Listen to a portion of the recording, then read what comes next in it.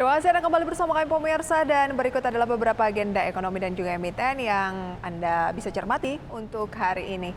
Dari China ada PMI Manufaktur China, kemudian dari Amerika Serikat ada rilis awal PDB quarter on quarter, kemudian ada dari Eropa rilis awal PDB juga quarter on quarter, serta year on year, kemudian dari Uni Eropa juga masih rapat non kebijakan moneter Bank Sentral Eropa. Bergeser ke Jerman, tingkat pengangguran Jerman bulan November, dan dari Italia PDB dan juga IHK Italia year on year.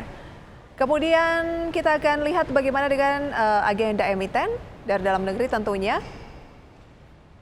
Ada Buka yang akan melangsungkan RUPS bersama dengan BBKP, kemudian BTEL, DJPU, MFMI, SIPD. Ini akan melangsungkan RUPS, kemudian Avia, DPS, dividen tunai, Unilever X dividen tunai, Toto X dividen tunai, dan PGLI X dividen tunai, serta MLBI pembayaran dividen tunai dan CSRA pembayaran dividen tunai, MITI KUM HMETD, BBYB akhir perdagangan HMETD, kemudian ada BMAS akhir perdagangan HMETD. Atau selengkapnya bisa Anda saksikan di layar televisi Anda.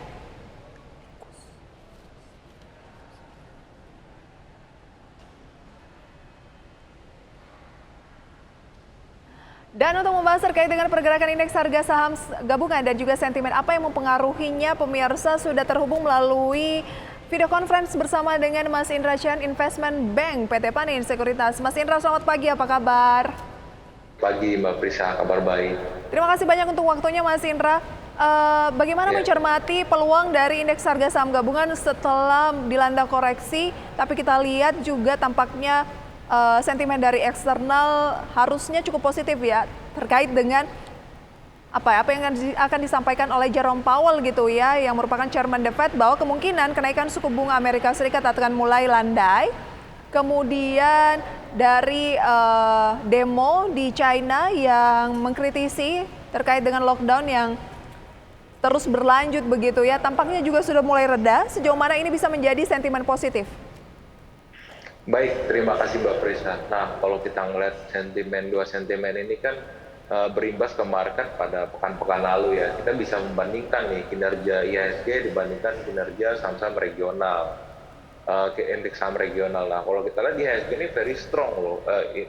Psikolog level 7.000-nya nggak pernah tertembus kan.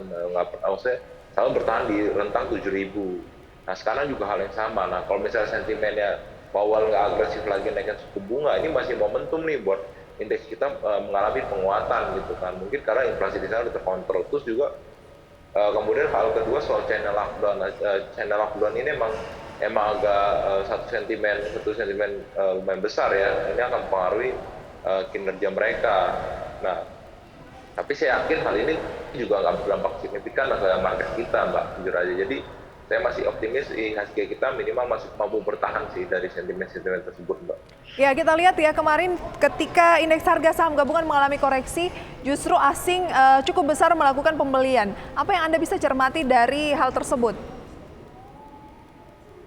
Iya, baik. Terima kasih, Mbak. Kalau investor asing, saya lihat lebih kepada mereka udah mulai optimis nih dengan ekonomi kita. Mereka ngelihat rupiah kita cukup stabil, dan mungkin satu hal lagi juga mereka meyakini Fed udah akan naik lagi. Sekarang kan stable di kisaran 375 dan 4. Jadi saya rasa investor asing lihat potensi sana, terus karena pelemahan rupiah yang udah signifikan juga membuat mereka tertarik untuk invest ya di market kita ya, Mbak, seperti itu.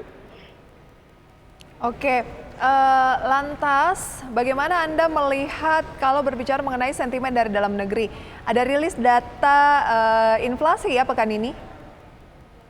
Iya, betul. Inflasi pekan ini tanggal 1 ya akan rilis ya di awal pekan. Saya rasa sih portfolio akan aman-aman aja ya angka inflasi ya, Mbak ya. Nggak ada sentimen di makro ekonomi kita yang akan mempengaruhi market yang secara volatil seperti itu.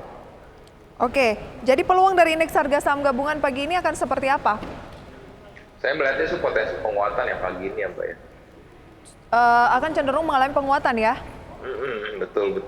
Oke. Ini kan kita lihat bahwa prospek perlambatan suku bunga Amerika Serikat kalau benar itu dikonfirmasi oleh Jerome Powell nantinya dalam pidatonya hari Rabu ini, maka ini akan menjadi sentimen yang positif untuk pasar. bagaimana peluang yang bisa kita manfaatkan kalau memang itu sejalan dengan harapan market? Kan selama ini kenaikannya 75 basis poin. Nah, kemungkinan diperkirakan ini maksimal hanya 50 basis poin. Iya, kalau misalnya kenaikan sih atau 50 atau mungkin nggak terjadi kenaikan sama sekali ya, bisa aja kan tidak terjadi kenaikan. Jadi saya rasa momentumnya sih kita mungkin boleh buy on banks ya, beli tambah portfolio di bank. Karena saya banksnya nih udah mulai menguat nih. BCA aja udah menitikan all time high lagi gitu kan. Jadi itu boleh salah satu sektor yang kita tambah ya portfolio ya, seperti itu Mbak. Oke, boleh kita tambah portofolio di emiten-emiten banking begitu? Betul, betul. Ya, memang kalau mencermati dari IHSG yang kemarin turun tapi asing justru net buy jumbo ya, 777 miliar rupiah. Saham-saham yang menjadi penopang ataupun yang disasar utama oleh pembelian asing ini adalah perbankan. Kemudian adalah saham tambang nikel dan juga saham tambang batu bara. Kita ke banking terlebih dahulu. Mana yang patut menjadi perhatian? Ya kalau yang paling number one rekomendasi sih pasti BCA ya, BCA dan BRI lah. Dua itu ya untuk bank ya Mbak. BCA dan juga BRI. Mengapa Anda masih memilih BCA dan BRI yang mungkin kenaikannya juga sudah cukup signifikan?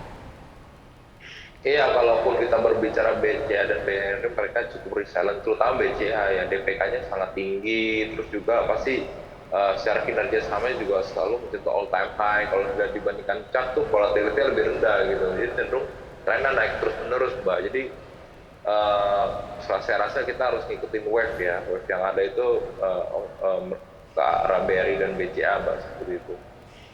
Oke, apakah ini juga masuk dalam 4 saham yang menjadi pilihan utama Anda hari ini?